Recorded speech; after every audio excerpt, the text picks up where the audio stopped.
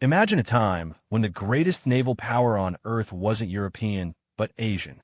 A time when colossal ships, dwarfing anything built in the West, sailed vast oceans, establishing global networks centuries before the likes of Columbus or Vasco da Gama.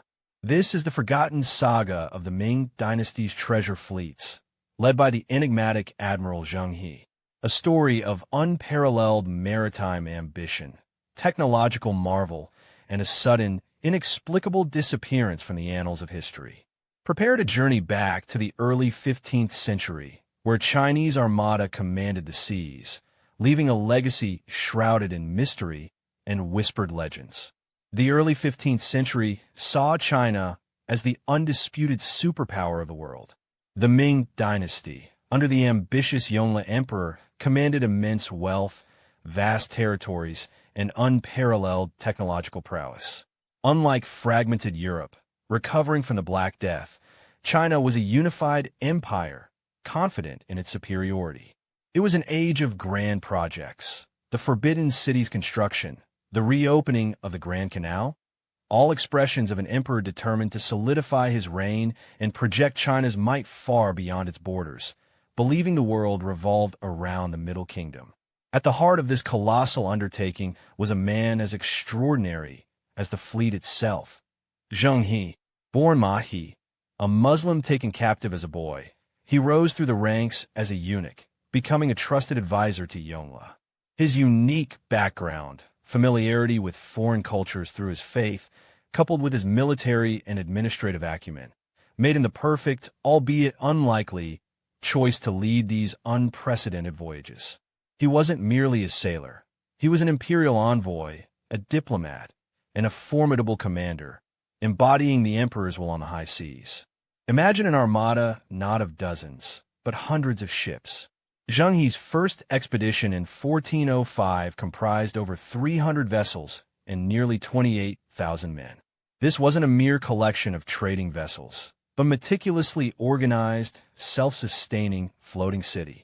It included supply ships, horse ships, troop transports, water tankers, and, most famously, the colossal treasure ships. Such a fleet wasn't built for exploration as Europeans understood it. It was a visible, undeniable declaration of China's preeminence, a floating symbol of imperial grandeur meant to inspire awe and respect. At the core of this fleet were the legendary Baochuan, or treasure ships.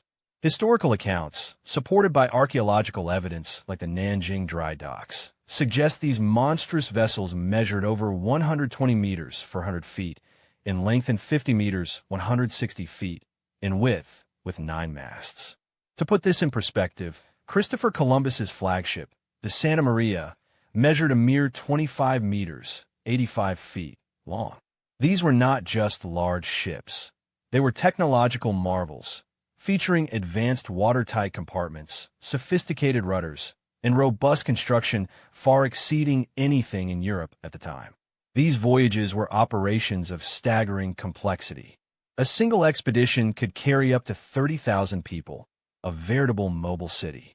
Beyond the sailors, it included a vast array of specialists: navigators, astronomers, doctors, scribes, soldiers, artisans, interpreters for dozens of languages, and even agriculturalists to grow fresh food on board. Every conceivable need was anticipated, every potential challenge addressed. This immense human and logistical resource underscored not just China's wealth, but its organizational genius, enabling self-sufficiency on voyages that lasted for years. Between 1405 and 1433, Zheng He embarked on 7 epic voyages, charting courses across the Western Oceans. His fleets visited over 30 countries and city-states, ranging from the bustling ports of Southeast Asia, through the Indian Ocean to the Spice Islands, along the coasts of India, past the Arabian Peninsula, and as far as the eastern shores of Africa, modern-day Kenya and Somalia. These are not tentative coastal explorations, but bold, deep-water journeys, reaching an astonishing global footprint that would remain unrivaled for decades by any other power. Unlike the European expeditions driven by conquest and colonization, Zheng He's voyages prioritized diplomatic relations, trade, and the assertion of China's tribute system. Local rulers were invited to submit to China's suzerainty, receiving lavish gifts in return, including silks, porcelain, and gold. In exchange, they offered exotic goods and animals, spices, timber, and famously, giraffes and zebras that captivated the Ming court. The awe inspired by the fleet's sheer scale and the emperor's generosity was a powerful, non-violent form of imperial projection, securing influence without permanent occupation. The successful navigation of such vast and unknown waters speaks volumes about Chinese technological and scientific supremacy. Zheng He's mariners employed sophisticated magnetic compasses, detailed star charts, and advanced cartography. They relied on precise soundings, established complex astronomical observations, and utilized specialized logbooks to record ocean currents and depths. This comprehensive approach to navigation was far more advanced than the simpler celestial observations and dead reckoning methods prevalent in early 15th century Europe, ensuring the fleet's remarkable accuracy and safety. The fate of these magnificent voyages was inextricably linked to the Yongle Emperor. His personal ambition, his desire for legitimacy after usurping the throne, and his vision for a grand, outward-looking China fueled the expeditions.